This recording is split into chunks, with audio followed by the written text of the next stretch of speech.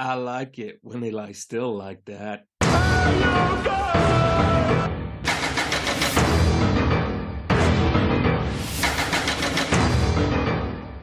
Welcome to You Guys Podcast. I'm Rob, that's Liam, and this week we watched The Frighteners, presented by Robert Zemeckis and directed by Peter Jackson. Following Bad Taste, Meet the Feebles, Brain Dead, and Heavenly Creatures, Peter Jackson takes us on a ghostly adventure of murderous proportions. We follow Frank, a self-proclaimed freelance exorcist, as he unravels the mystery of several unexplained deaths in the town of Fairwater. Helping him along the way are his three undead sidekicks and the love interest, played by budget Andy McDowell. I had the exact same note. Can Frank unravel the mystery and solve the deaths before it's too late?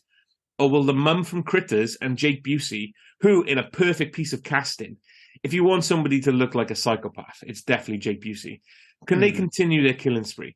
Join us as we find out, and we definitely talk about Agent Chalmers and that Hitler haircut. Oh, Jesus Christ! I could talk about him all day. I mean, if we're going to talk about Milton Dammers, like he shows up 45 minutes into this film. Is he Dammers? I thought he was Chalmers. I thought it was Dammers. Jesus Christ! You got to double check that now. No, it's in now. You got to stick with it. But whatever his name is, Chalmers or Dammers, I thought it was Milton Dammers, but he just immediately steals the show. Don't get me wrong. I love Michael J. Fox in this film. Yeah, and one of the many reasons that this film not only works, but is fantastic, and I'm going to go out on a limb and say that straight away, is because it's got an amazing ensemble cast, and everybody has their moment, but nobody grabs the baton quite like Jeffrey Combs as Milton Dammers. As soon as he's up on screen, it was like he said, listen, I'm going to give this character like 72 very distinct ticks. Is it okay if I just roll with all of them? And Peter Jackson's just like, yeah, just throw it all up on screen. It's fucking bananas. I love her as well. Jumping like straight to near the end as well. If we're talking about Dammers, and fuck you, you win. It's Dammers.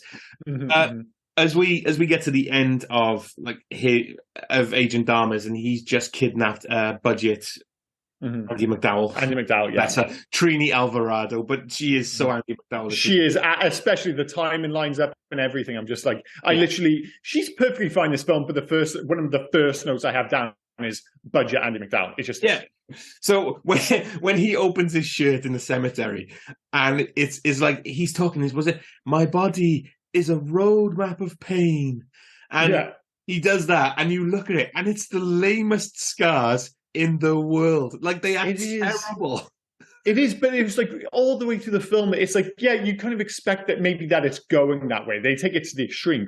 But it's sort of like the little bits. It was like after Michael J. Fox basically kills himself to come back, which is always a fantastic, dramatic element to any film, the self-imposed temporary death sequence. Like, you could do like a movie, we could do a podcast season on that and do the Abyss flatliners in this, I suppose.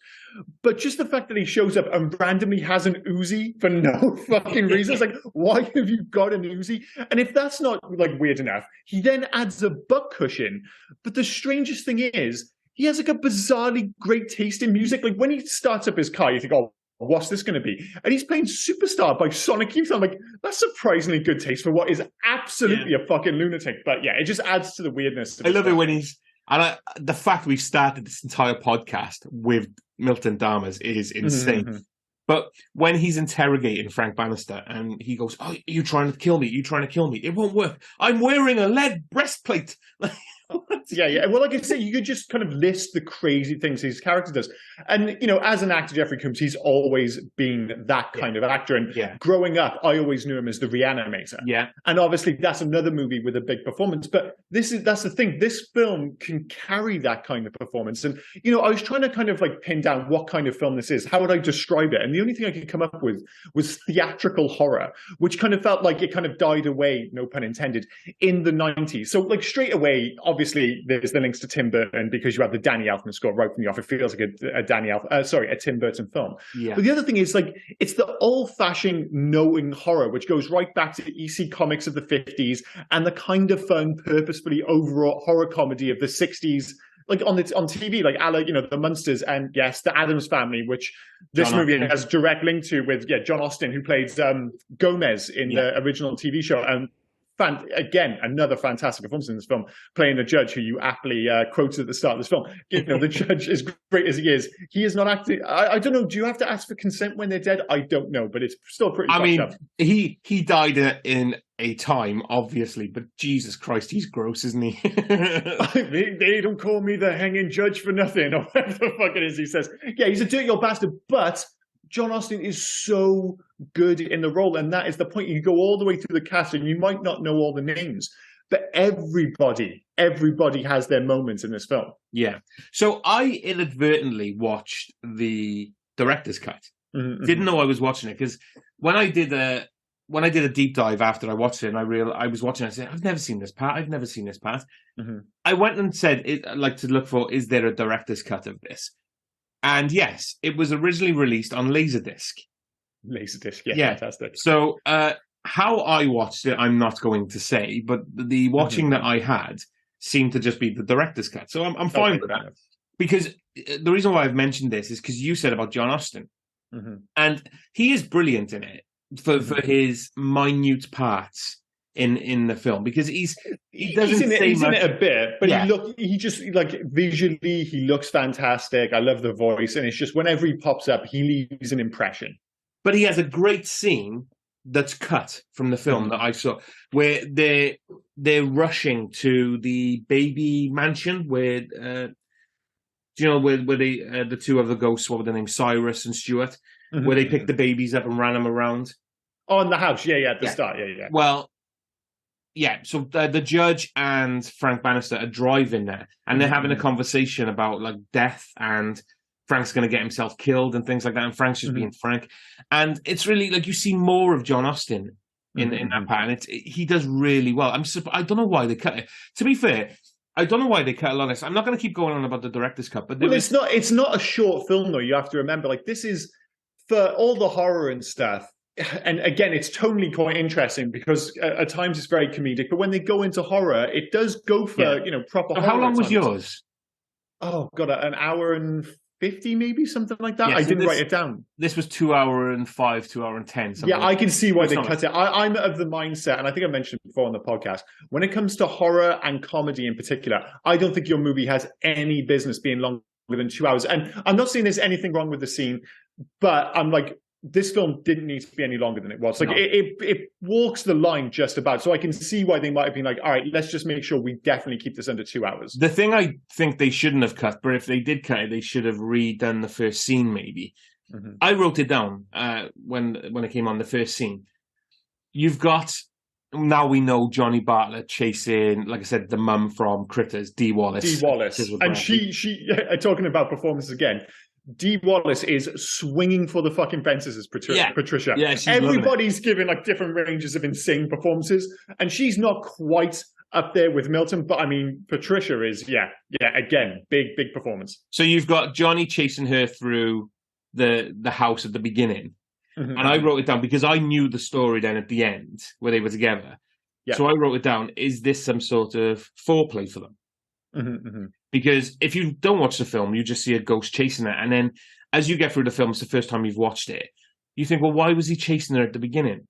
Yeah, it's quite strange. Is it like just kind of like a red herring, which doesn't actually make any sense? Or unless you have the director's cut. Oh, I see. So in the director's cut, when you find out it's Johnny, it is foreplay for them. In the scene where she chases Lucy at the end with the knife, so you get Jake Busey, you got Johnny Bartlett, he goes, oh, Patricia, and he shows the knives, and she grabs the knife and pretends to stab him. Yeah, well, there's a scene in there where she's actually stabbing Johnny, and he's basically got cum face. He's I see. In fairness, I don't think Busey has anything but disturbing cum face. I think, but there's another scene as well where he's choking her and she's that does make more sense. Yeah, when you've got the flashbacks in the hospital of young Patricia, and she's carving her in. There's another scene where Frank falls. He falls about 4 floors through right at the end. Okay, yeah. There's another scene then that it's not in the film where he sees them having foreplay again, where he's choking her and she's rubbing her face in They're a weird couple for sure. I can see. But again, narratively, it makes sense. Yeah, narratively, if they kept those scenes in, or they should have redone the beginning. Maybe they didn't have budget. I don't know, but it was a weird throwaway at the beginning that always has been for me. Why is he chasing her if they're together? But after seeing the director's cut, it made more sense, and I really appreciated that then, that they, like you said, they're a weird couple that love death. So wait, in the director's cut, do you actually find out at the start that they're messing around together? No. Okay, that's cool. Yeah, you find out later on. Yeah. So you still have the element of you think she's being chased, so it throws you off the scent. It throws you off the scent, but it brings it back. It ties it in. But this doesn't really tie in why he would be chasing her at the beginning. No, it doesn't. Non-directors, yeah. The only thing I was going to ask, if the director's cut explains it, is what's up with Johnny Bartlett's powers? So he says, like, he escaped from hell, yeah? Yeah. But why is he able to dress, like, ostensibly death with the scythe and everything like that? It's like there's never any explanation as to what his powers are and why he actually has those. Is it just because he's evil or because he's escaped from hell, I suppose? Is there anything more to that? Or? No, there's no explanation about that, about why he escaped or anything, or why he, I don't know, maybe it's just a disguise that he's able to do. But, because the other thing is that Frank was able to reach into him and pull out the scythe, so it's kept inside him. Yeah, well, that's the thing. At the end, when he takes the scythe off him, he seems to lose his powers then. Yeah. And that's when he gets Patricia to do all his killing for him. And you can make an argument that, that's just their thing and she's there. But suddenly the robe's gone and everything. And it is worth mentioning that the scythe in this film is one of the low-key coolest movie weapons of all time. A fucking reloadable scythe. The way that he kind of smashes on the floor, on the ground, it shoots and out on the side, the noise it makes. Dude, it's so badass. It is. Dude, it's fucking awesome. Can we go back to just really quickly? Because when you first introduced to Patricia, not the chase scene now, the next scene when Lucy comes up to see her because she's got the scratch from the beginning of the film. And then Juliana McCarthy, who is only credited as Old Lady Bradley, shows her. And she's being sinister to Lucy on the door, and she's saying things like, "Oh, I know the truth, and I can have her arrested anytime I want." I was looking at her haircut, and I've already shared it on social media. All I could see was boob head from Little Nicky, the haircut or boob head. Or the other one now, somebody else has shared with me on Instagram, the Weird Science, the two boys wearing a bra on top. I would prefer the Weird Science one simply because I don't want to think about Little Nicky again. Little Nicky is an absolute abhorrent movie. It's just a bad movie. And that was released at a time when I was still into those like Adam Sandler films. Like, it's tough to go back to, but like The Waterboy came out at like the perfect time for me, and I was like all in on The Waterboy. And then Little Nicky was, I don't know if it was like just a bad film or I aged out of that kind of film where suddenly I went to and went, wait a minute. This, what, like, it's so bad, it makes you question all of his other films. Yeah. You're like, fuck, man, is Billy Madison terrible as well? Have I just kind of aged out of it? So, I don't want to bring up Little Don't do that to Billy Madison. Billy Madison was great.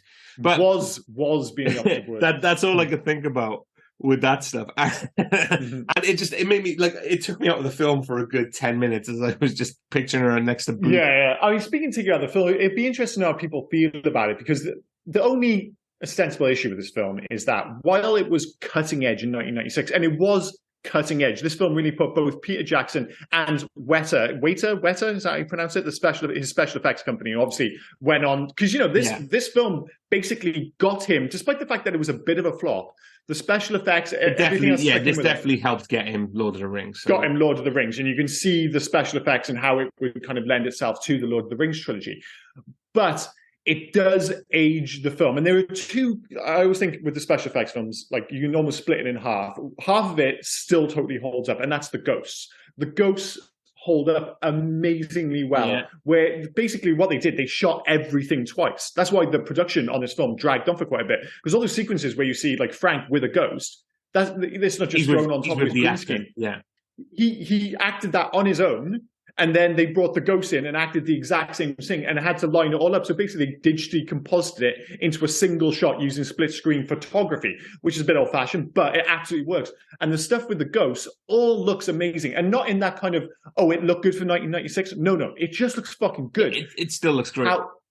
However, the stuff with Johnny Bartlett, the stuff with, which again, really did get in the Lord of the Rings stuff with him coming through the wall and all that stuff, that hasn't aged as well. Some of it's better than others. There's only one bit which really does look objectively bad, and that's towards the end of the film when Johnny Bartlett becomes like a goop monster, basically, and he kind of wrestles with Frank. That bit just looks bad, but that's only a very small part of the film. But the stuff that comes to the wall, obviously, it's not groundbreaking anymore. You know, this film's 27 years old, but it is a slight hurdle to get over at the start of the film, where you're like, it kind of looks of its time. I agree on the most part of what you said. Now, the one that aged it for me was when he's in the carpet at the end. That started to get a bit... Yeah, because he's in the carpet, and that started to look a bit ropey. But what really looked ropey, so I said I wouldn't mention it, in the director's cut... There we go.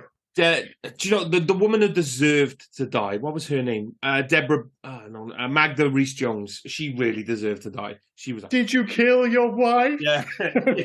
She's great. She's just brilliant at being a horrible character. But just as she gets out of the car, so you remind me, when you see her die, you get the car crash, and then you go back to her, and she's being choked to death, yeah? Yeah. So in the director's cut, she's just got out of the car and she gets speared by Johnny Bartlett. And she gets speared down a hill, and then he's down the hill, life out. No, she's already down the hill in the theatrical cut. As she gets speared, it becomes, and I understand why they cut this part, it becomes sloppy CGI. She becomes Blade 2 level, 7 foot tall.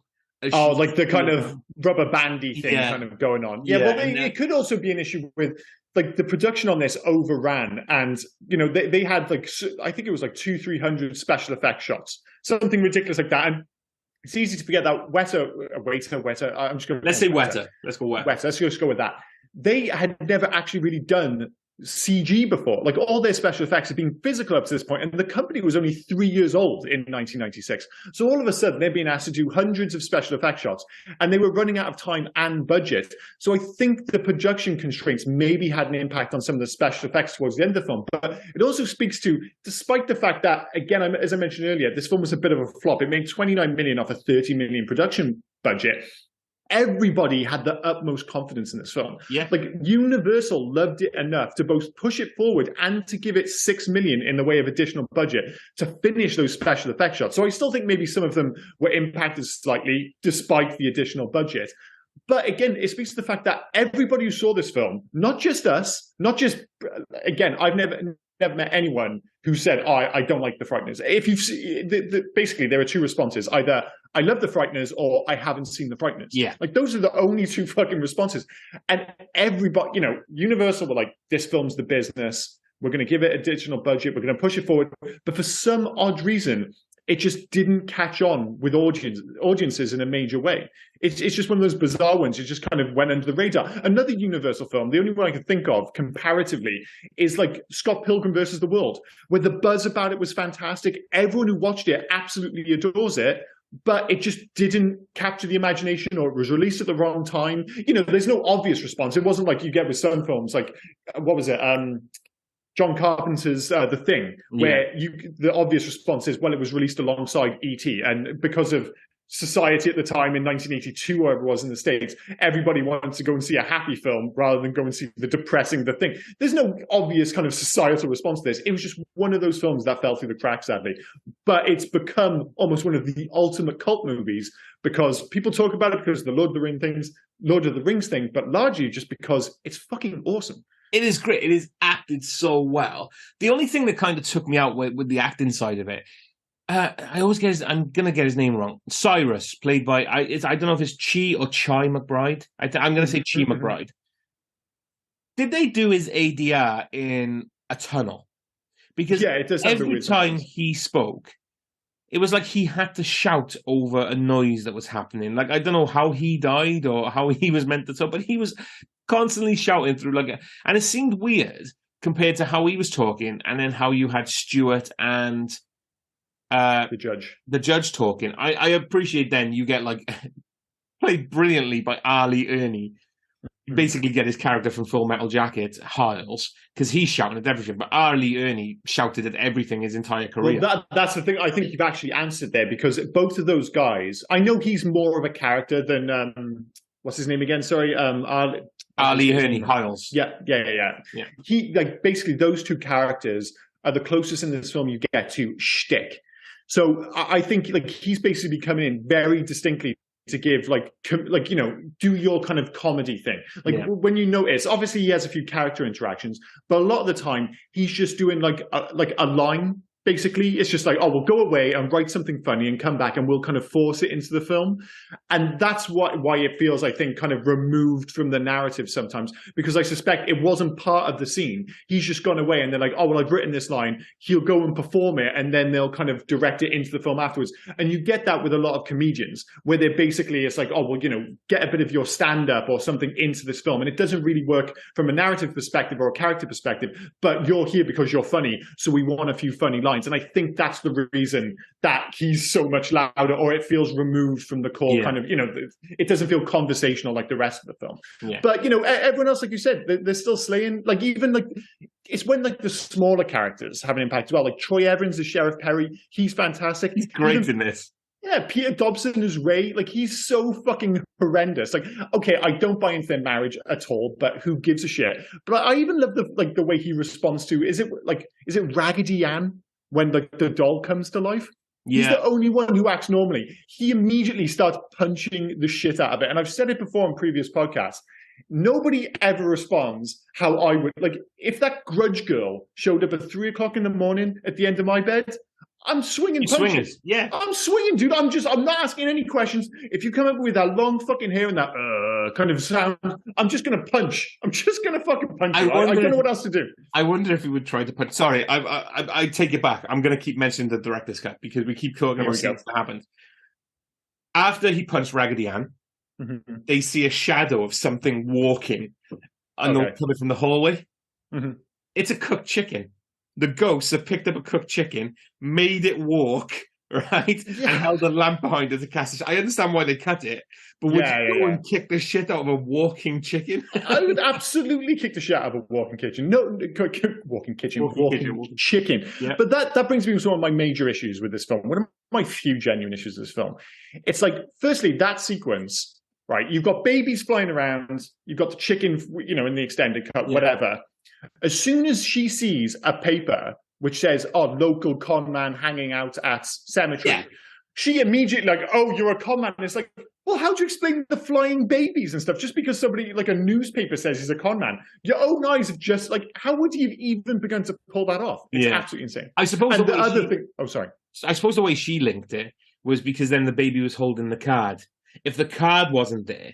He has been a little bit clumsy there. But that is one of like, if you remade this film now, like Frank Bannister should be rich. Like that's the only issue. That's my other issue with this film. It's like, why isn't he a multi-millionaire? He's got a great setup. And the core conceit for this film, the idea of him being like, the psychic, but actually works with ghosts and gets them to work for him to trick people. It's a great idea, which actually isn't, they don't run with that idea for particularly long. It really gets into the whole murder mystery element. But I'm just like, dude, if you were like, and he's obviously not an idiot because he used to be, what was it? Not a lawyer. He was an architect, wasn't he? Yeah.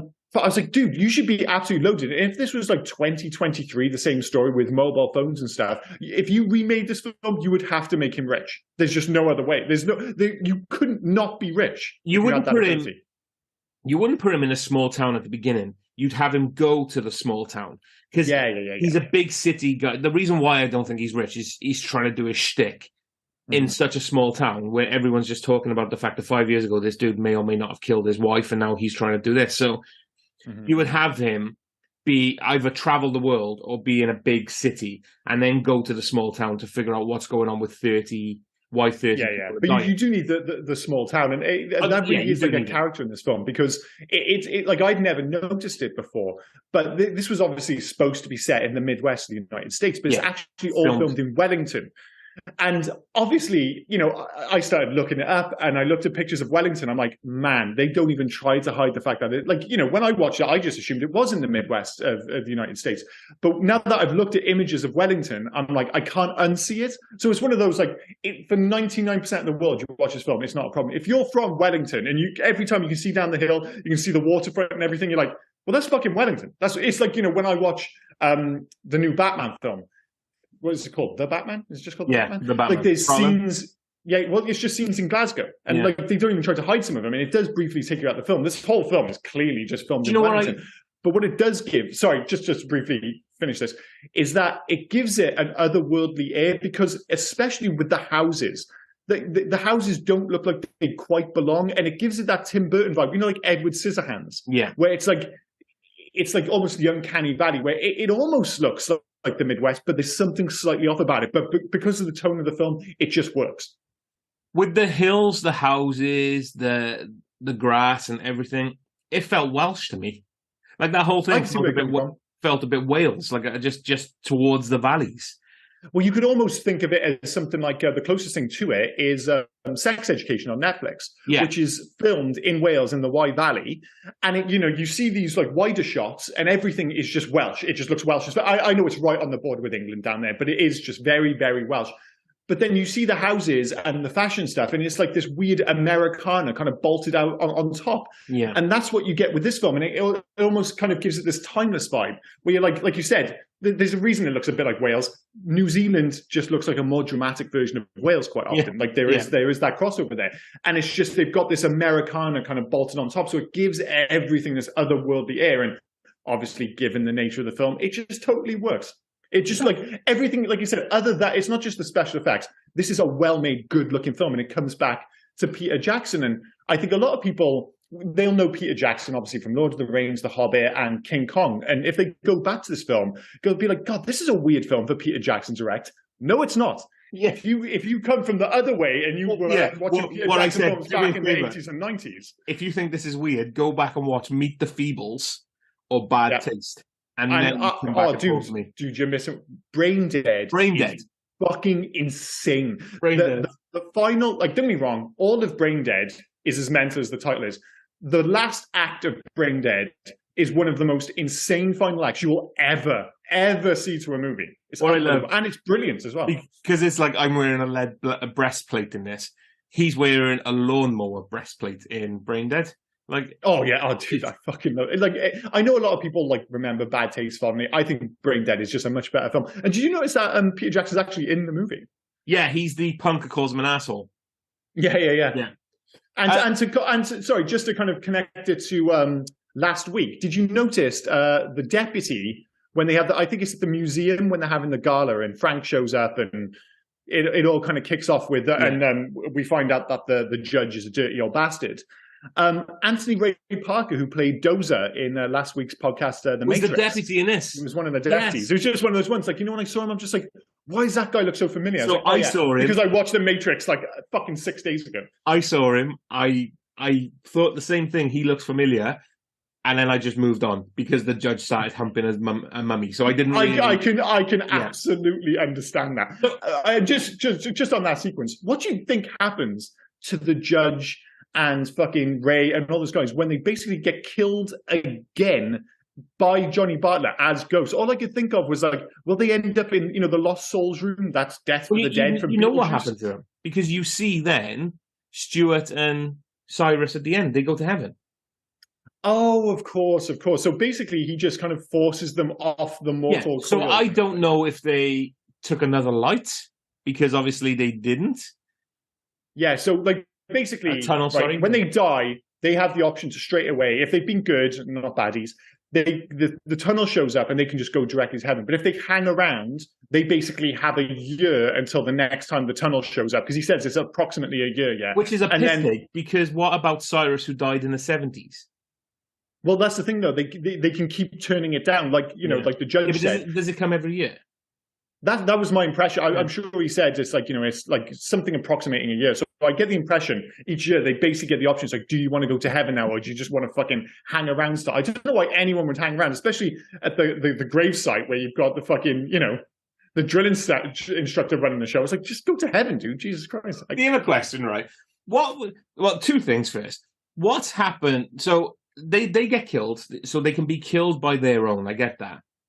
Yeah, then they're basically forced to heaven. So Stuart gets sucked through an engine block and he's fine. Mm-hmm. But they can strain their backs lifting a bed. Yeah. I don't really get the rules of being dead in this film. In fairness. And what was the other thing? I can't remember what the other thing I was going to say. I'll try and think about it, but I want to move on a little bit to the numbers in the forehead, which looks great still to this day, the glowing red numbers. Oh, yeah, looks awesome. Do you know when Dr. Linsky, Lucy, goes into the prison cell to speak with Frank? He looks at her with tears in his eyes, then hugs her. Then the ghosts say, right, I'm done, I'm leaving. Because they appear out of nowhere, don't they? And they say, right. And then, and then he looks at her and she's got the number in her head. Is that right? Something like that, Yeah. So do you know why, director's cut, do you know why he doesn't see the number first or he doesn't see the ghosts? No. The fact, they say he stops believing. Because there's a scene where the ghosts go to try and talk to him, Cyrus and Stuart. And then Cyrus goes, look at him, man. He stopped believing. He can't see us anymore. Oh, I see. And that's why he doesn't see the number of Lucy straight away.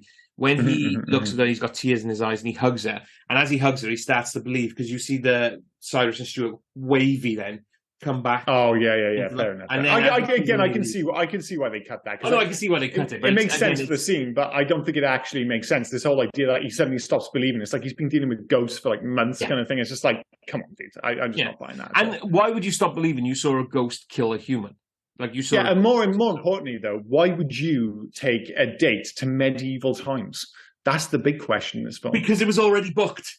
Director's cut. It was already booked. Fuck's sake. We're just doing the director's cut review. In fairness, it does have all the answers to the questions I have in fairness. It was already booked. So Ray, just before the bed starts flying around, he jumps up on the... Because he says in the scene, doesn't he? He says about, it's our anniversary. That's why he bought flowers. Yeah.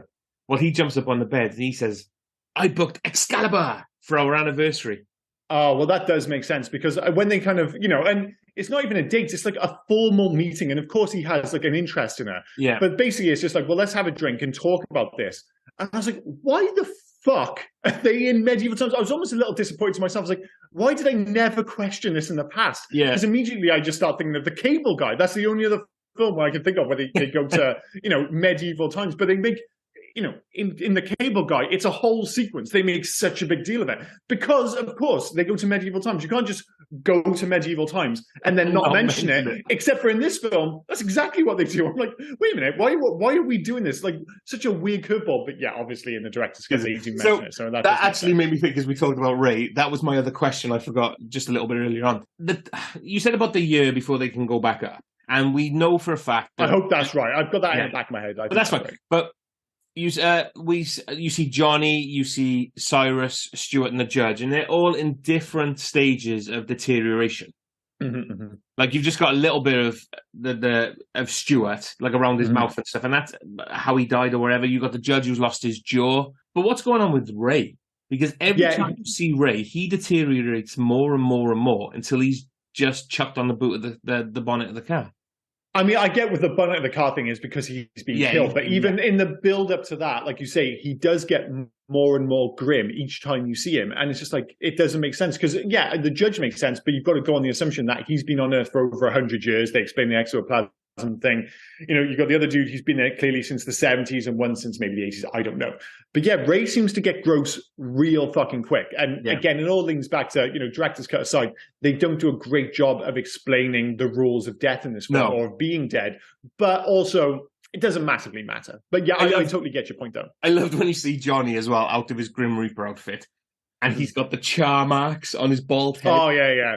From where he was just fried. And he is so goddamn good in this film. Jake Busey, he can only play a certain type of character, like his father before him, because he's got that face. And I would argue he's got an even more insane face than Gary Busey. Yeah. Because something about his smart, like Gary Busey, obviously he's gone pretty bonkers now, but he can play a relatively straight character back in like the 80s and early 90s.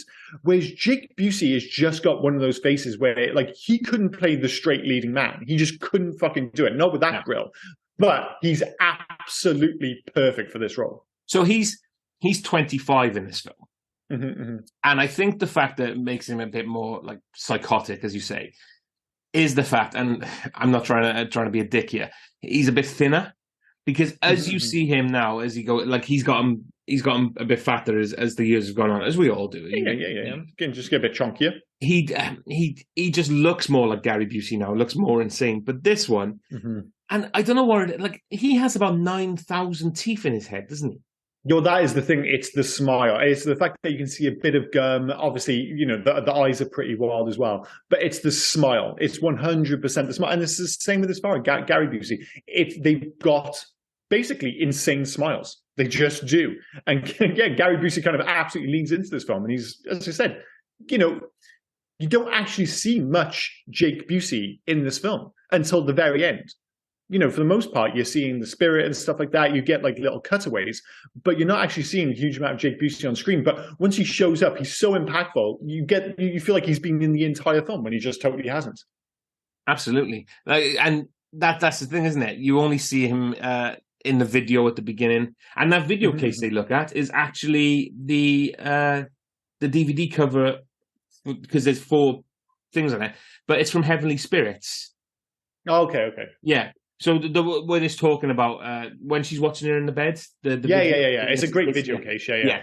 And it's a picture from Heavenly Spirits, which is the film he did just before this, Peter Jackson.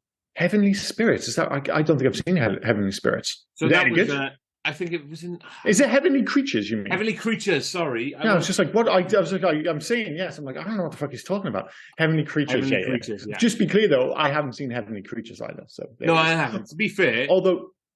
I probably did the same as you. So I think Braindead was the first one I watched. Then I went back to Bad Taste, Meet the Feebles. I did, and then Frighteners. Oh, see, I watched the Frighteners first. Then I went back to Bad Taste, then to Braindead, and then obviously Lord of the Rings, King Kong, all the other nonsense. And it's just a shame that he's not quite gone on and had this success maybe we all kind of assumed, because obviously the Lord of the Rings, the original trilogy, you might not be a Lord of the Rings guy, fair enough, but it's a spectacular cinematic achievement, unbelievable achievement. And that's the thing, though, he from somebody on that for years.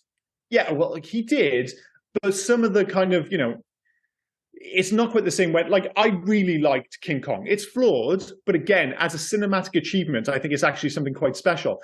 But then the Hobbit films, and I mentioned it last week, I won't go into the whole 48 frames per second thing, but he shouldn't have got roped back into that because it's just not 3 films. It's just not. I think, even if it didn't work, but it was 1 film, I think it would have been fine. But again, because it got kind of that, protracted release schedule where you're getting a Hobbit film every year for like 2 years, blah, blah, blah. And every single one of them was disappointing.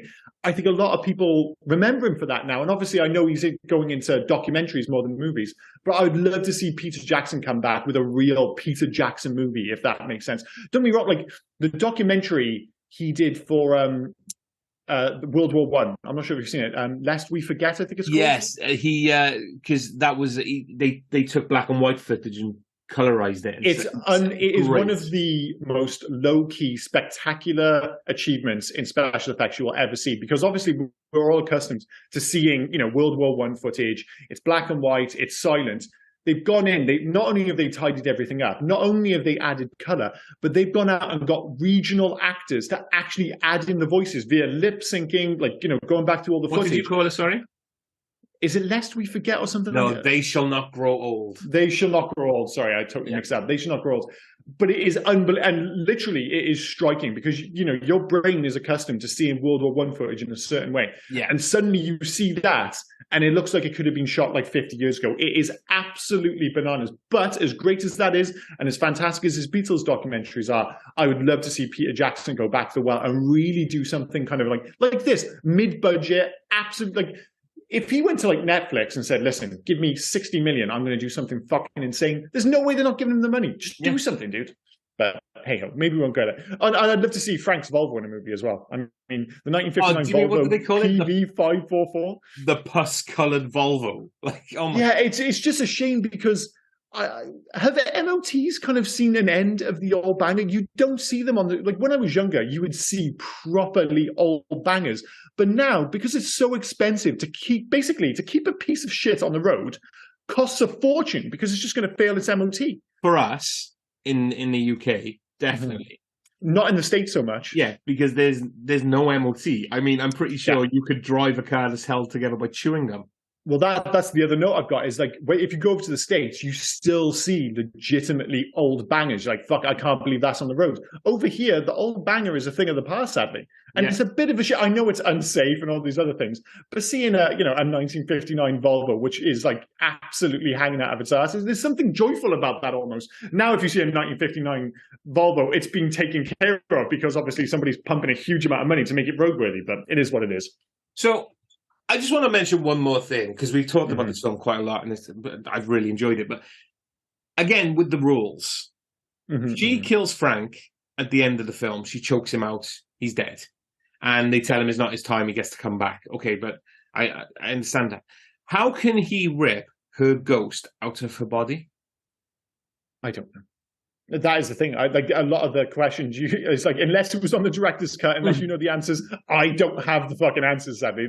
Like you said, the rules are weird in this film. And basically, they've just gone, listen, if it works from a narrative perspective, we're just going to put it in, and that's the end of it. Although, I know we are going to wrap this up in a moment and move on to what do we call them?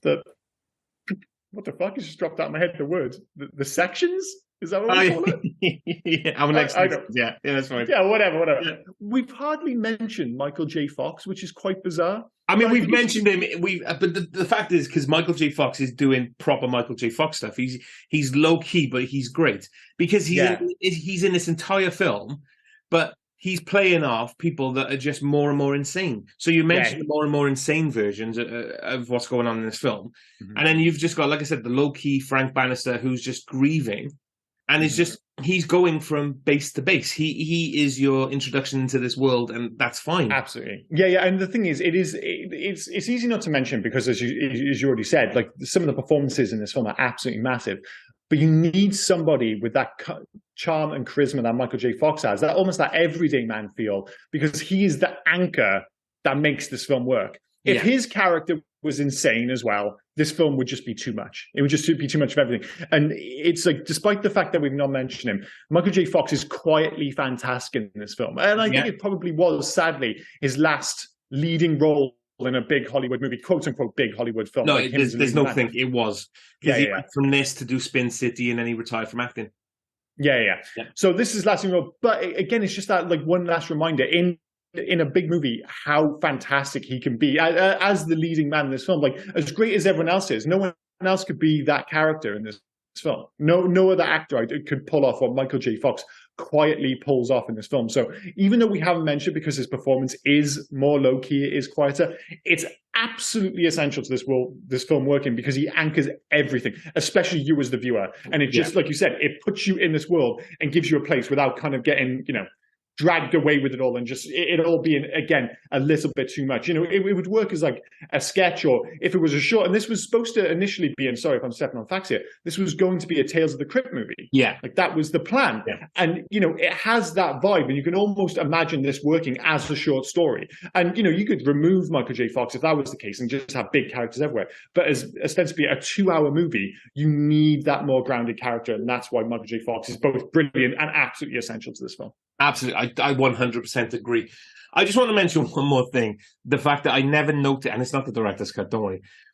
I never noticed it before until this rewatching, but it's perfect. It's amazing. And it makes you realize how much of an idiot Ray is. When Frank drives through the fence at the beginning. Yeah. And as he's leaving there, and he takes a detour and runs over the gnome, which I absolutely love. And then you get the whole poltergeist thing, and they call him back, and because Michael J. Fox is playing a dick, he drives through the fence again. Yeah. Which is great. But he runs over more gnomes, but he runs over a tombstone that Ray made for that original gnome. Oh, did he? Oh, yeah. I didn't even notice that. That's fucking awesome. Ray did a headstone for that original gnome. that actually makes Ray, while a douchebag, oddly sweet. Yeah. And that is the thing with Ray's character. I think he's one of these, like, he's absolutely a dick. And I was trying to get my head around the idea why he would be married to Trini Alvarado's character, Dr. Lucy Linsky. And I think it's because deep down, he probably is quite a sweet character. He's just a douchebag, if that makes sense. Like he's a sweet guy. He's just lame, basically. Even the way he exercises, he's a douchebag. Oh, yeah, yeah. He goes on the bed and he's going, the tiger wants some love. Dude. Yeah, yeah. You can imagine her just being like, almost like out of pity, like, oh, God, I guess I'll marry you. One of those. But yeah. But yeah, again, another fantastic performance. Everyone in this film is ace. So should we move on to the sections? That is the word, the sections. Jesus Christ. Yeah. Well, so loves and hates. Do you want to go first? Yeah. I mean, you've already covered it, even though the fact that we barely mentioned him, Michael J. Fox, because he anchors this entire film. He brings this film together. I think he's absolutely fantastic in this. Yeah. For 90% of the time, the effects still hold up. I think they're great. Yeah. I absolutely love them. There's the whole like the weird, I don't know, bluish whitish tint of the ghosts and things. I think the ghosts in particular still look amazing. And this is like, you know, you do have to kind of accept that this film was made in 1996. But make no mistake, for a film made in 1996, this film looks fantastic. Yeah, and a lot of the pairings are fantastic, and I think they're great. But Jake Busey and Dee Wallace together absolutely bring it out of the park. I think they're fantastic together. They really capture the tone. I mentioned at the start the idea of this being like a theatrical horror, and they really capture that. Like, and one of my favorite parts of this film is the ending when they're more heavily involved. But we'll get to that. If Dee Wallace has to, as you said, they had to act this separately and then together with the ghost. So she's doing a lot of that weird loving thing that's going on with her and Jake Busey, and she's doing that on her own. That's a testament to her as well. And she doesn't hold back. Again, she goes for it for sure. In terms of loves, number one, the cast, with special mention to Jeffrey Combs as Milton Dahmers. I mean, we could have spent like 90 minutes just talking about him, to be honest. And John Austin as the judge, and maybe even Jake Busey as Bartlett, who I think is fantastic. Again, I love everyone in this film, and you already mentioned Michael J. Fox, but those two really stand out for me. Two, the tone, again, to bring back to the whole theatrical horror thing, a la Burton and Yes, Tales from the Crypt. It's all very knowingly pulpy, and it's just a style of horror comedy that I adore. You know, as I found out, you know, I had never seen Demon Knight until a couple of weeks ago when you picked it for the podcast. It has that similar vibe, and I absolutely love that style of horror. Number three, the fact that it's just a fantastic premise, which is arguably underplayed. You know, the psychic using his powers purely for capitalist purposes. It's a brilliant concept, and it's what got them right in the script. Was like that idea was like, okay, let's work out from here.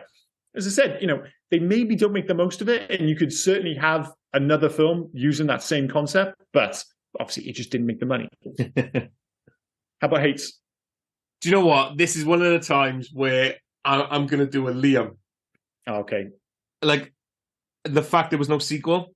Yeah, that's fair. I would love to have seen a sequel for this. I mean, usually we say the films don't need sequels, and I will say, they kind of set it up as well at the end, don't they? With him and Lindsay, where like she can suddenly see the ghost. You think, oh, they could totally have another film where they're working together. And I think that becomes your premise then about the fact that he'd be rich at that point with her, and then he goes to another small town to solve something. But I will say, I now don't want to see a sequel. I don't want to see a sequel 20 odd years or later, especially because Michael J. Fox and Trini Alvarado won't be involved in it, things like that. Oh, so. No. I'm happy. I'm more than happy for this living past. The thing is, I don't think I ever wanted to see a sequel. I wish it had been a bigger hit for sure, but I'm happy it just exists in its own little happy place. I love this film, and one and done. More than happy with that. Yep. The other one, the weird recording of Chi McBride. I thought he was great in it, but for some reason, his hollow shouting thing, like he was recording in a tunnel, really, really took me out of it. Sometimes it works, sometimes it doesn't when you get comedians. As I said, you know, I always think back to like Lethal Weapon 4 with Chris Rock. Like every so often, like in fairness, he gets enough character work in that, but every so often it's just like, I'll do your shtick. Yeah. And it's very noticeable. Like it's just like, well, that doesn't really fit in the film, but it's like, well, we've got Chris Rock. We want him to basically just do a little bit of stand-up. The same with Kevin Hart in like 40-Year-Old Virgin, although in 40-Year-Old Virgin it works because he's in one of the funniest scenes in the film. But you are very aware that you're watching a sketch in that moment. And I think it hasn't quite been integrated successfully into this film. Yeah. And finally, for me, it's going to be, and it's a stretch, I know, but it's, oh, fuck me, I literally just forgot it. Is it sections? Is it? Oh, what was I going to say? Oh, The Rule, sorry. It's the rules of death, or the rules of the ghosts. It doesn't mean anything, but if you look a bit deeper into it, some of the ways if you're basically watching this film and subsequently recording a podcast, it's one of those things that you notice. Yeah. You can probably watch it I'd watched it so many times and not given it a second thought. But the same as you, all of a sudden I was like, wait, does any of this make any sense? What the fuck? I think they are legitimately making up the rules as they go along, and for the most part, it's fine. If you're on your 8th watch of this film and you're writing notes, very unique situation, then you're going to notice. Yeah, definitely. So they're my 3. Okay, for mine, some of the visuals have aged the movie a bit. There's no getting around it, and it's a bit of a shame. But like I said, it's not a massive barrier to this film if you go back and rewatch it. But it is something you have to deal with. That this was kind of the end of Fox as a Hollywood leading man. There were obviously health issues which kind of related to that, but it reminds you of just how great he was on the screen. And it's not that far removed from like Back to the Future 2. Back to the Future 2 was filmed like 89, 90. This is only like 6 years later. It's weird because he suddenly feels like a grown-up, like a man kind of thing, but it's not that far away from Back to the Future 2 and 3. But yeah, it just reminds you, it's like, man, fucking Michael J. Fox absolutely slays as a leading man. And it's just a shame that this was the last one, although at least, you can say what you will about the box office, but I think from a purely, creative perspective, he went out on a high. Because this film is, again, hasn't been seen by enough people, but those who have seen it absolutely adore this film. Yeah, I totally agree. And sadly for Fox, he has also made it onto the hates again, but for, his hair in the flashback sequences, man. Absolutely oh my God, that hair. Unforgivable. I think they're trying to say, oh, look, he used to be a bit of a yuppie. He was an architect. He wanted to build a basketball course.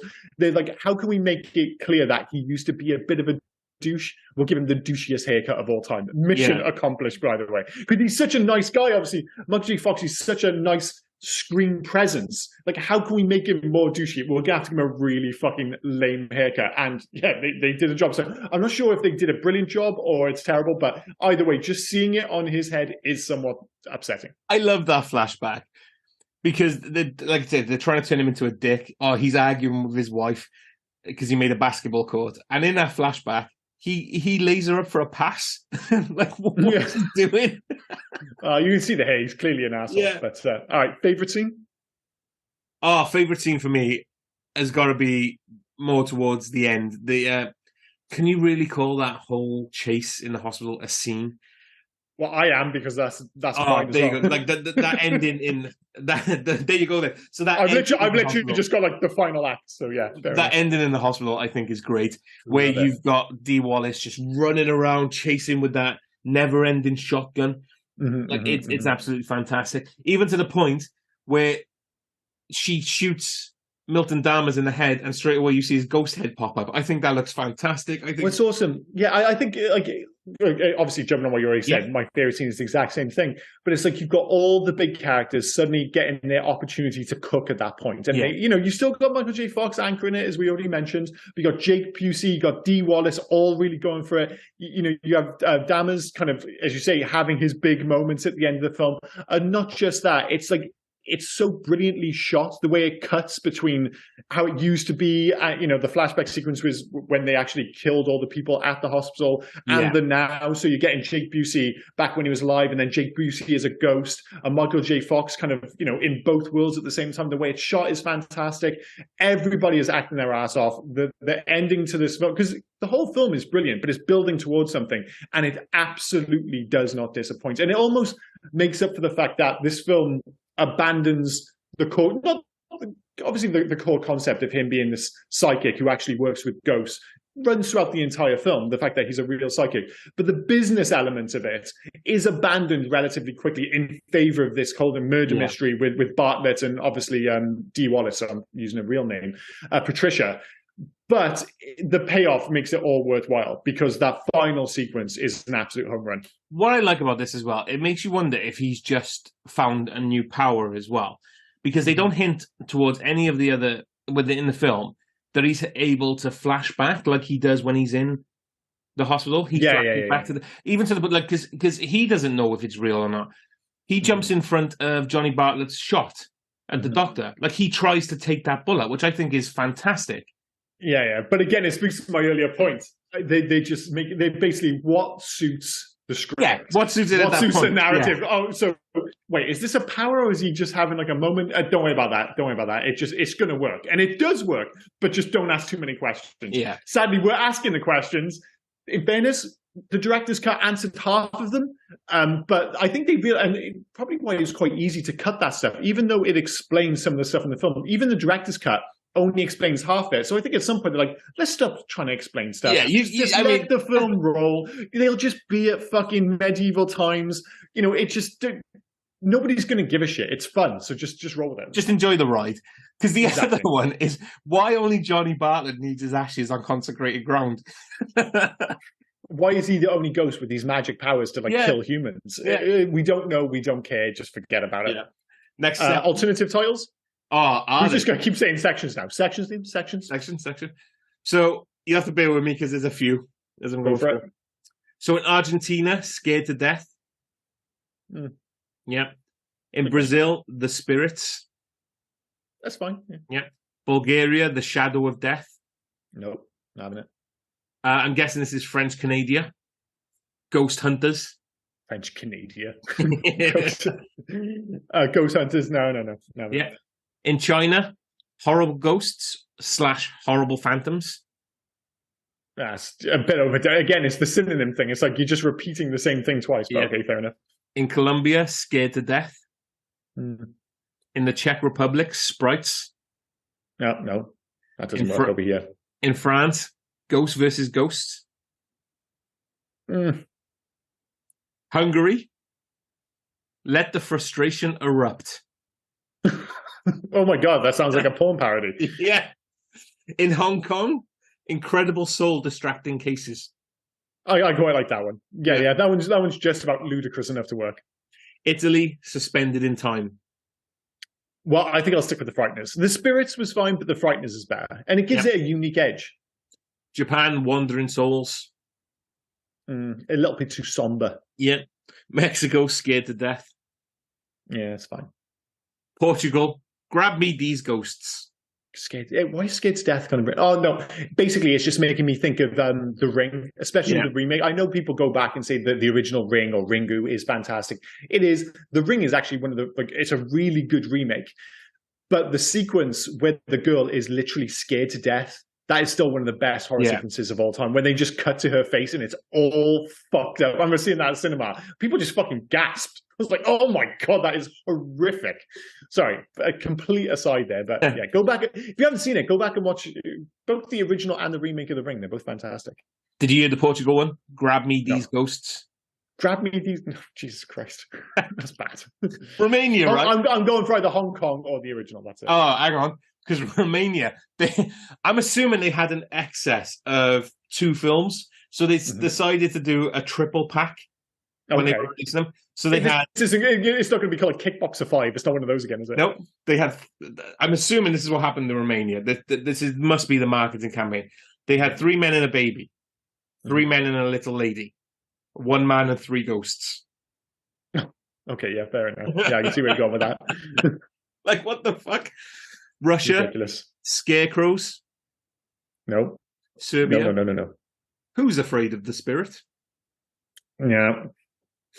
It's a big play on. They're trying to link it to Ghostbusters. Maybe it doesn't work. Yeah. Taiwan, Powerful and Ghostly. Jesus Christ! Did no one else call it the Frighteners? And Turkey coming out. I don't know who named this film, but they were watching something completely different because they called it Cute Ghosts. Cute Ghosts. Cute Ghosts. Jesus Christ! Yeah. They clearly were watching a different film. Unbelievable. Any facts of this one? Yeah, we got a couple. We've already mentioned a few. Like I already said, that it was filmed in New Zealand. Michael J. Fox made up his mind that this was the last one he was going to do. So because he wanted to be close to his family, so he then did Spin City in '96, which was a massive. People forget Spin City was huge. Yeah, a massive hit. Michael J. Fox repeatedly blew his lines by calling the judge Doc, the name of Christopher Lloyd's character in Back to the Future. Fair enough. Michael J. Fox performed many of his own stunts in the film. Ironically, he broke his foot by a simple fall while filming in a forest at night. Peter Jackson. Get that. Sorry?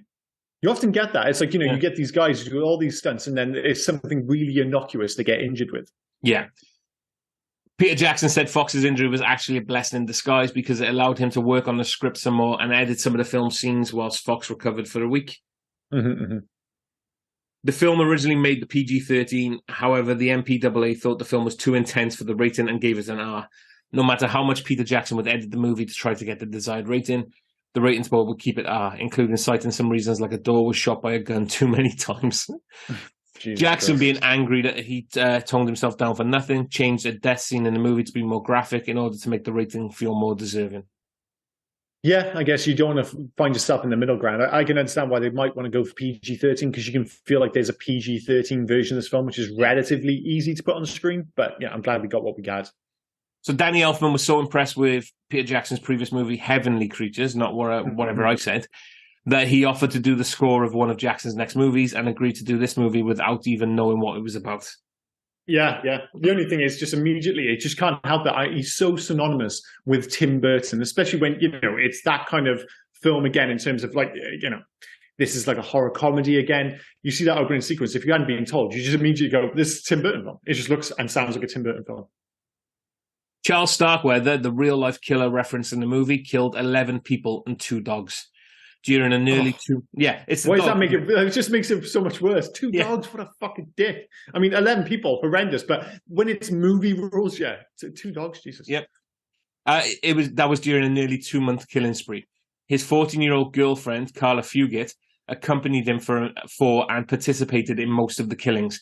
He was caught, tried, convicted, and executed in a 17-month span. Fugit was sentenced to life in prison, but was paroled after serving 17 years. So they mentioned Starkweather a lot. Obviously, I got me more than one more than Starkweather. One more than Starkweather, yeah. But the fact that it's actually based on a real life man and his underage girlfriend, and she was really like the story is. Yeah. It's good. It makes it quite dark, I suppose. Yeah. It was Jeffrey Combs who suggested the Adolf Hitler-inspired haircut for his character to show Milton Dahmer's extreme sense of nationalism after serving his country for so long. Combs also suggested 2 ear appliances which made his ears stick out quite comically and several of Dahmer's chest tattoos. Now, basically he suggested a whole lot of things and they just said yes to everything. Yeah, that's what's happening. Like, look, we need to move on. Just do what you want to do. Yeah, he just keeps fucking asking. Listen, whatever you want to do, your character's, by this point, your character's absolutely saying, can I give him a butt cushion? Can he listen to Sonic Youth? Yeah, he can do. Wait, what? Sonic Youth? Oh, yeah, just do it. Just do it. I don't give a fuck. Just do it. We haven't got enough time. Jesus Christ. Mark J. Fox just broke his foot. Love God.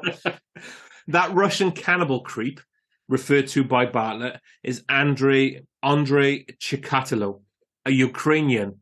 He was convicted and sentenced to death for 52 murders. Though given his wide area of operation, mostly due to travelling for work, his kill count is suspected to be in triple digits. Jesus Christ. Yeah. I know. Come on, I got to find something to end it on a bit better than that. Oh, there you go. Yeah. So, the Ukrainian serial killers. Yeah. Roughly 21 minutes into the film, Frank Bannister is eating by his window. If you look closely, he is eating one of General Mills' famed monster cereals, specifically Boo Berry, which is a ghost cereal. Oh, that's cool. And much lighter than the serial killers, that's for sure. Yes. So on that note, let's move on to Legacy. There's not a huge amount. I mean, it really put Waiter and Weta, I think I've changed it now. And Peter Jackson on the Hollywood map wasn't a hit, but loved by all and ultimately went a long way, as we already mentioned, to him getting the Lord of the Rings job. I think, even he was surprised by that. Like, I think when he pitched it as 2 movies.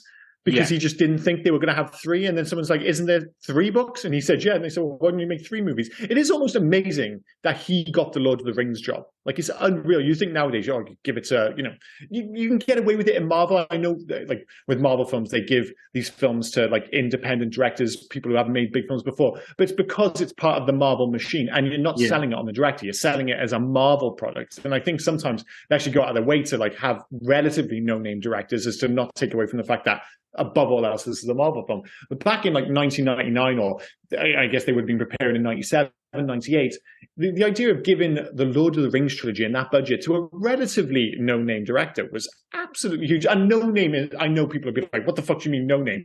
In the grand scheme of things, he wasn't a Scorsese or anything like that, No, I mean, his other films, aside from Heavenly Creatures, I think, his other films were niche New Zealand films. Yeah, absolutely.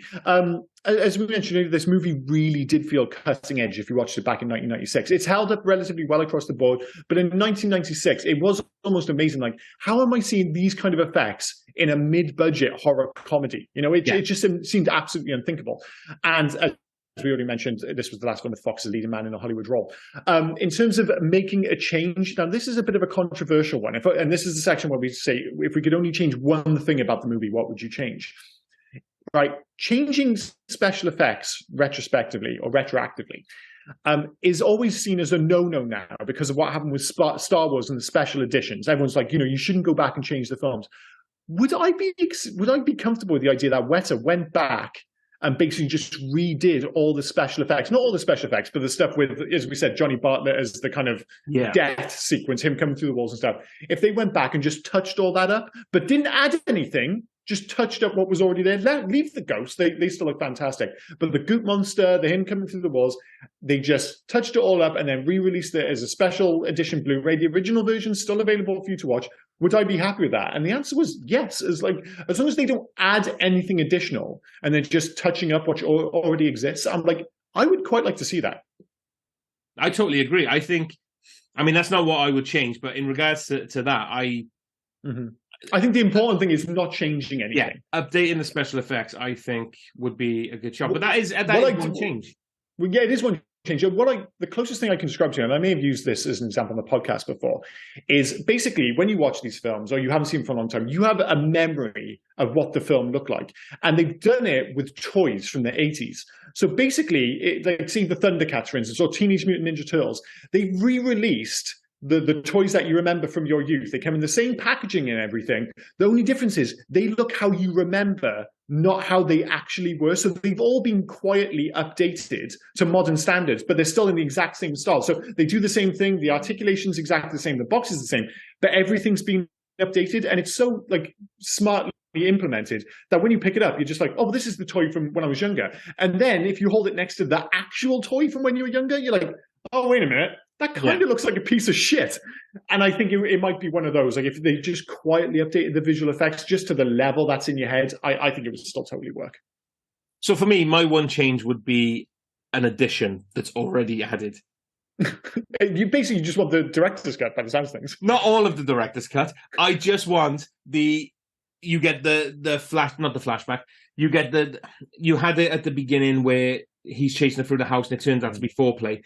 I want that explanation I said from the director's cut to be added to the original cut of the foreplay. You totally understand why he was chasing her at the beginning when you watch the rest of the film. Problem is, once you start going down that route, immediately I'm like, dude, you've got to explain medieval times then.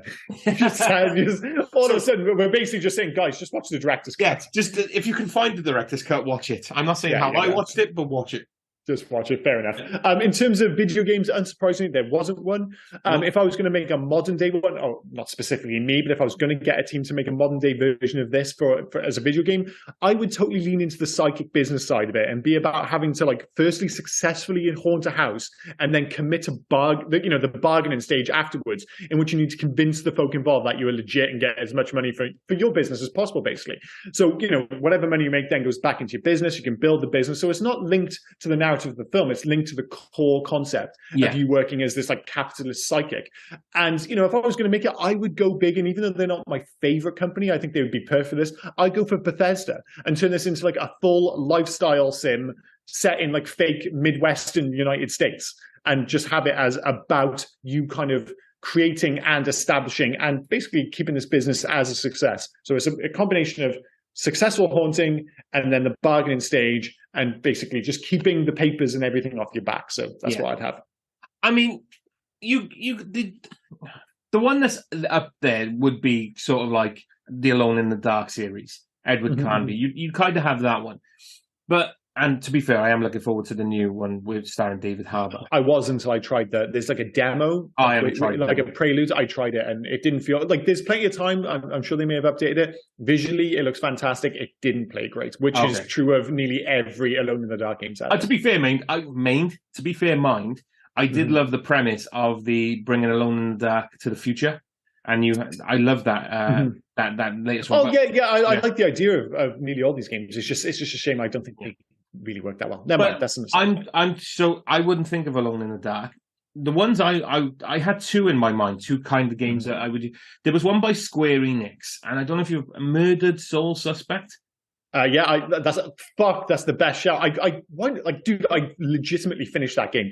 I thought it was really under. I got where it got like middling reviews, but for some reason that game totally clicked with me, and I finished it. And yeah, that's a much better answer than mine. Yeah, because you've got the thing where he's dead and he's doing the investigation and things like that. So you could have Bannister, but you don't even have to make him lead character dead because Bannister can see the ghosts. You could be the ghost working with Bannister. Yeah, and there was another one then by Capcom. I only just showing off. If this one's better than your last one, fuck's sake. I only ever played it on the phone, but it was Capcom, so I don't know if it was just a mobile game or if it was a proper game. Ghost Trick. Yeah, I know the one. Yeah. That is a deep cut. Ghost Trick. Yeah. I think they may have remade it. Anyway, that was like 2010, I believe. But Ghost Trick was basically that you're a ghost, but you can manipulate things around you to move forward, so you can like inhabit a lamp or things like that. Yeah. And so the lamp would knock over something and move. So, well, they're both better than mine. Yeah, I had Ghost Trick in my mind, but I think Murder Soul Suspect for me would be. I think Murder Soul Suspect is absolutely bang on. Like even visually and stuff, it totally ticks all the boxes. It's just that one's more noir. Like you would obviously visually have to change it, but everything else just about. But you've got in a small town because I think it's Salem, isn't it? Yeah. So you've got the small town aspect. Yeah, it could almost work as like an unofficial. If that game had been successful, you could have done a Frighteners spin-off. Yeah. God damn it. Yeah. So forget about my one. That one's the correct answer. In terms of scores and recommendations, I'm going to go first. I suspect we're going to be largely on the same page here. It's a 4-star film and it's so easy to recommend. And I've recommended this film so many fucking times. Since we were doing this podcast, I've spoken to a few people, and anyone who hasn't seen this film, I'm like, dude, you're going to have to rent it from Amazon, sadly. But The Frighteners totally holds up. We mentioned some of the special effects at the start is a minor hurdle to get over, but this film is so watchable, so fun, so unique. Yeah, 4 stars, easy recommend. So largely same as what you said. I'm going to start off with a big fuck you because it is 4 stars. The director's cut is 4.5. Right. Okay, fair enough. The director's cut just gives you a bit more, and So, but I totally agree. It is a great film. There's just a little bit let down in maybe if you look into it like we did this time, in maybe the rules. There's a bit of a letdown in some of the special effects, but it's 20 odd years old. What was it? 27 years old. 27. So fuck. Yeah. So it's ridiculous, but. And in fairness, the special effects is something to get over. And as I say, it's not the ghost; it's just like Johnny Bartlett as Death. Like that is the stuff we're picking holes in terms of some of the stuff. It really doesn't matter. I've seen this film maybe like 8-9 times, and this is the first time I've even questioned these things. And it's because I'm sitting there with a fucking notepad and writing these things down, and I'm really overthinking it. If you're watching this for the first time, it's not going to be a problem at all. This film is, as I said, it's not a short film, but it feels breezy. It kind of clips along at a really nice pace. It's done goes at a great pace. It doesn't slow down at all. So I think I'm with you. It's 4.5, depending on what version you watch.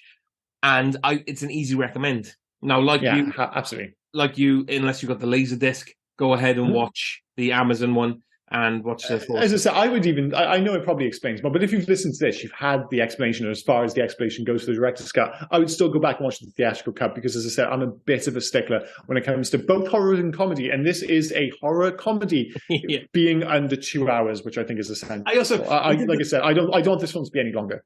We did the horror comedy, and I wrote my intro at the beginning. I completely forgot. Welcome to our HUGTOBER season. This is our yeah. This is the first part of we're doing 5. Like usually for Halloween, because of the way the weeks fall, we end up doing 3. This year we're doing 5. So we've skipped 4 and gone directly to 5. So we've got like a whole host of other horror films, which leads us straight into what we're doing next week. So in the second part of our HUGTOBER, which still sounds weird, but it makes sense if you think about it, season of Halloween podcast, we are going to be covering one of the most infamous movies of my youth. It's sold as a sci-fi horror, but clearly a classic monster movie, taken to the extreme via Cronenberg's classic love of body horror. We're covering 1986's The Fly. And this really was infamous in my circles in primary school in particular. So when we were really young, we're talking like 7, 8 years old, and nobody had, like one kid had seen The Fly. And obviously we couldn't check it out on the internet.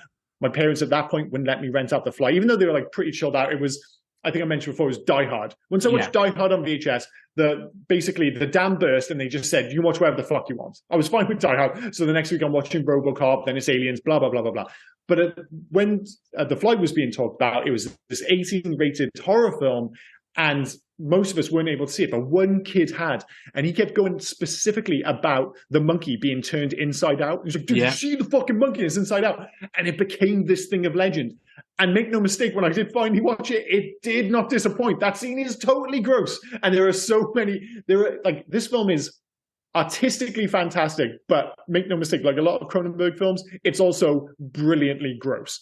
And I'm really I totally agree. I mean, I've only ever seen it a couple of times. I did enjoy it. I'm looking forward to this rewatch. All I can really remember from this film is the Quasimodo look and the fact that they called him, I think, was it Brundlefly? Brundlefly, yeah. Great performances, great visuals, very 80s, but in the best possible way. And because they really lean into it's all physical effects.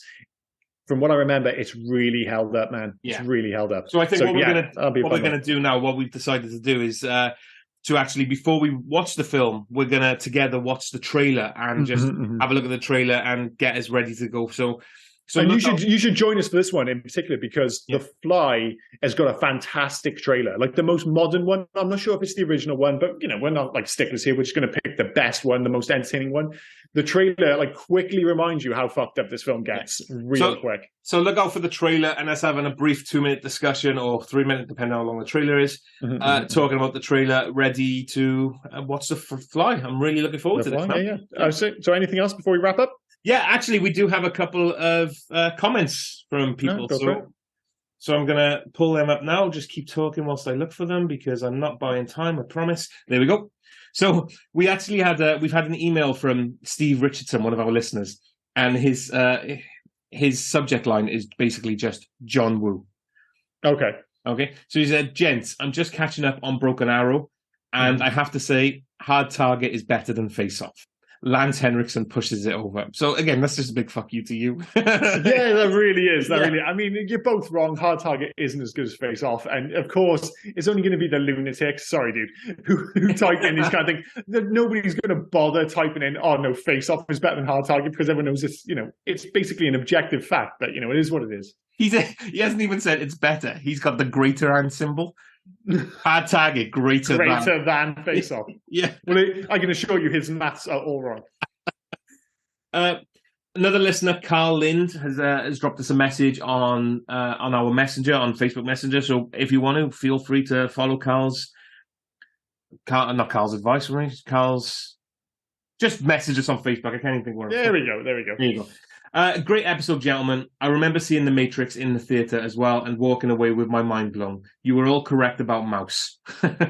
Yeah, we were. Yeah, Mouse is just the worst. Legitimately, he's in he'd cruise into a top 5 list of most annoying cinematic characters for me. He as much as I love The Matrix, he is stuck in my mind, and those slapping lips, man. My brother's the same. I think if you ask my brother, what his top 5 most hated movie characters, Mouse would be up there for sure. And the final one for me, because it wasn't mentioned last week and she was a little bit upset. Dave, who joined us last week, said his wife wasn't a fan of the film. She calls it a bit meh. Yeah. So she actually had something for what would you change, the what would you change section. Just take the blue pill. She'd just take the blue pill, just end the film. Yeah, what would you have changed? What would you have changed? Had him take the blue pill, just end the film, fine. Yeah. Just go back to your life. Oh, I wonder what all that was about. Yeah. Credits. Yeah. I love if you just took the blue pill, wakes up, goes to work, and then they cut straight to, Rage Against the Machine. It starts the same music at the end. What the fuck? All right, well, in that case, I've been Liam, this has been Rob, you've been listening to Hey Guys podcast, and we'll see you next week for The Fly. Cheers, guys. Bye-bye. Cheers, guys. Oh, and before I forget, where can folk reach us if they were so inclined to? Well, you can actually reach us on Hey You Guys 80s at Facebook, Instagram, and on Twitter. But if you want to send us a mail, do heyyouguys80s@gmail.com. Send us in your recommendations. Send us in your thoughts about any of the episodes. Just literally talk to us. We'll have a one-sided talk with you on the podcast. Yeah. We're nice folk. Get in touch. But no, cheers, guys. Bye-bye. Cheers, guys. Bye now.